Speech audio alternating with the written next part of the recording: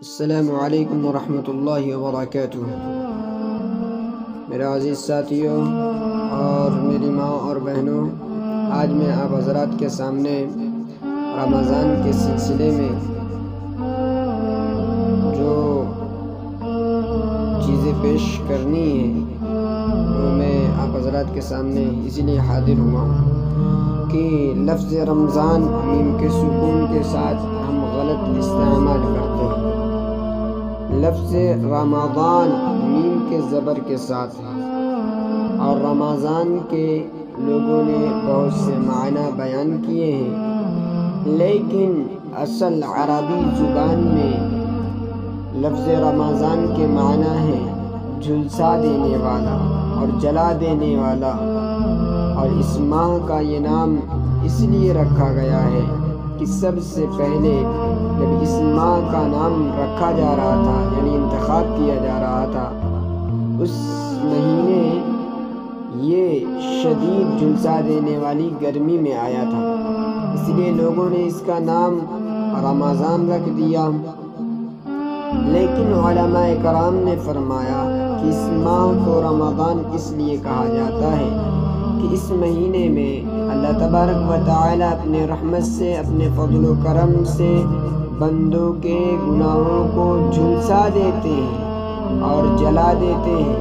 اس مقصد کے لیے اللہ تبارک و تعالی نے یہ مہینہ مقرر فرمایا، یعنی قرآن پاک میں فرمایا شہر رمضان الذی انزل فیہ القرآن۔ 11 مہینے دنیاوی کاروبار، دنیاوی دھندوں میں لگے رہنے کے نتیجے میں غفلتیں دل پر چھا گئی ہیں، اور اس عرصے میں جن گناہوں اور خطاؤں کا ارتکاب ہوا ان کو اللہ تبارک و تعالیٰ کے حضور حاضر ہو کر انہیں بخشوا لو اور غفلت کے پردوں کو دل سے اٹھا دو،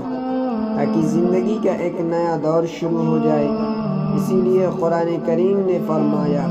یا ایھا الذین آمنوا کتب علیکم الصیام کما کتب علی الذین من قبلکم لعلکم تتقون، یعنی یہ روزے تم پر اس لیے فرض کیے گئے ہیں تاکہ تمہارے اندر تقوی پیدا ہو جائے۔ تو رمضان کے مہینے کا اصل مقصد یہ ہے کہ سال بھر کے گناہوں کو بخشوانا ہے اور غفلت کا حجاب دل سے اٹھا دینا ہے اور دلوں میں تقوی کا پیدا کر لینا ہے۔